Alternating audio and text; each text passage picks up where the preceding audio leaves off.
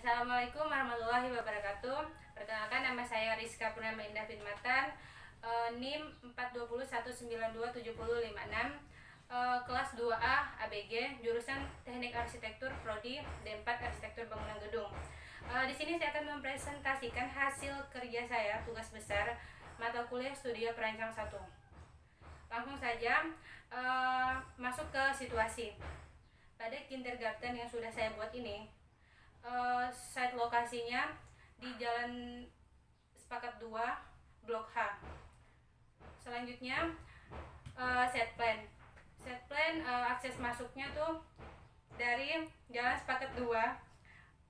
Kita langsung masuk ke Blok H, lurus sedikit. Jadi kita sampai ke set lokasinya. Di sini jalurnya hanya muat satu mobil saja, jadi di sini bukan jalur dua arah. Selanjutnya kita masuk ke denah.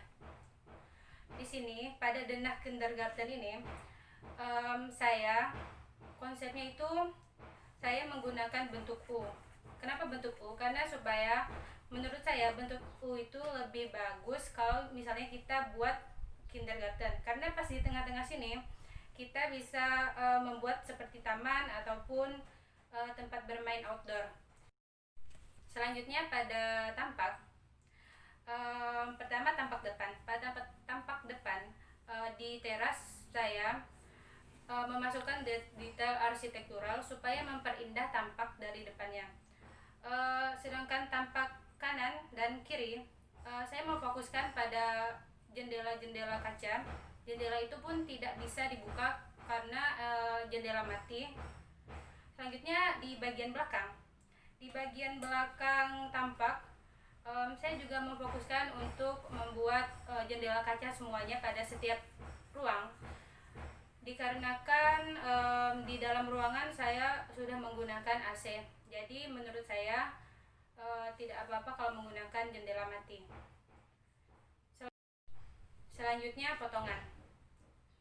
Pertama saya akan menjelaskan potongan AA. Pada potongan AA saya memotong bangunan yang paling panjang.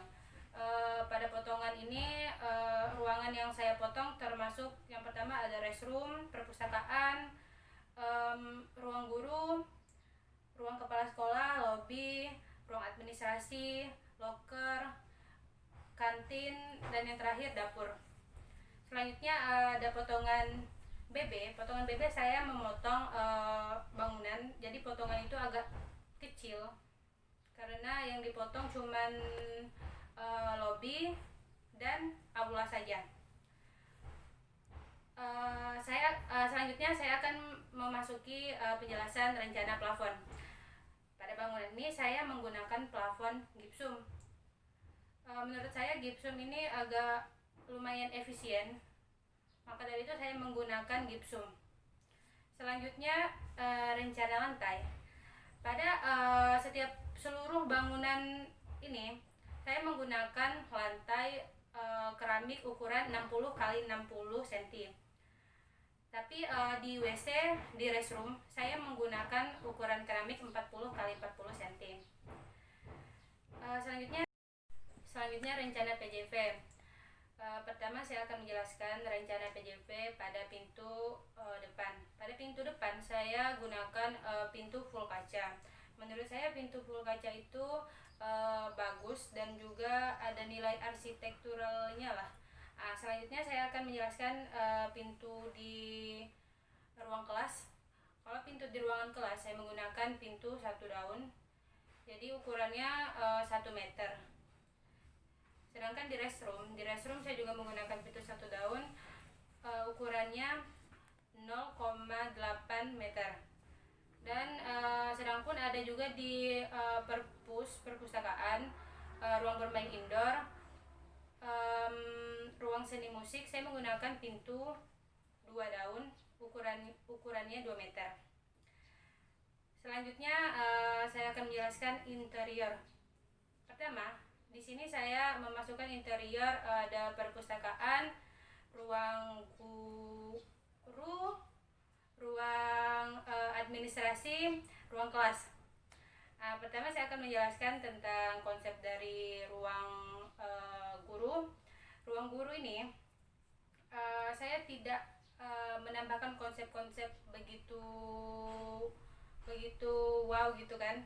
Saya cuman menambahkan ke konsepnya supaya nyaman sama para guru-guru, biar mereka tidak bosan pas berada di ruang guru. Jadi mungkin konsepnya itu biasa-biasa saja menurut saya. Selanjutnya ruang kelas. Kalau ruang kelas konsepnya itu di sini pun konsepnya tidak terlalu gimana gitu, soalnya di ruang kelas kita cukup menambahkan kayak misalnya lukisan-lukisan. Jadi konsepnya itu kayak biasa saja, kotak ruangannya kotak-kotak gitu. Selanjutnya di perpustakaan.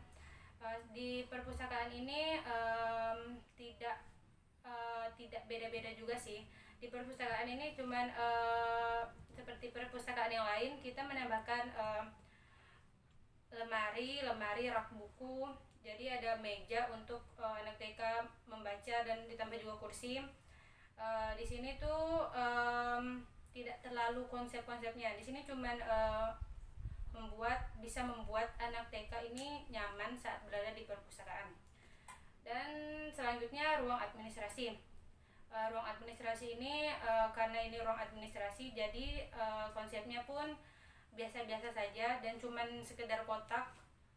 Jadi di saat berada di ruang administrasi, semuanya itu biasa saja, tidak ada yang detail arsitektural. Jadi di sini kita memfokuskan pada fungsi ruangannya.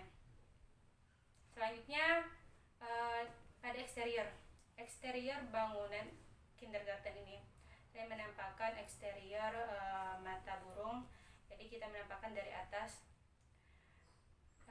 Kenapa saya menggunakan mata burung? Karena kalau nampak dari atas, kita bisa melihat dengan jelas bagaimana bentuk atapnya, bentuk-bentuk dari sisi isometrinya.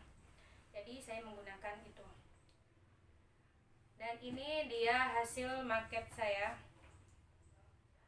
kindergarten skala 200. Sekian presentasi yang dapat saya sampaikan. Jika ada salah, saya mohon maaf. Wassalamualaikum warahmatullahi wabarakatuh.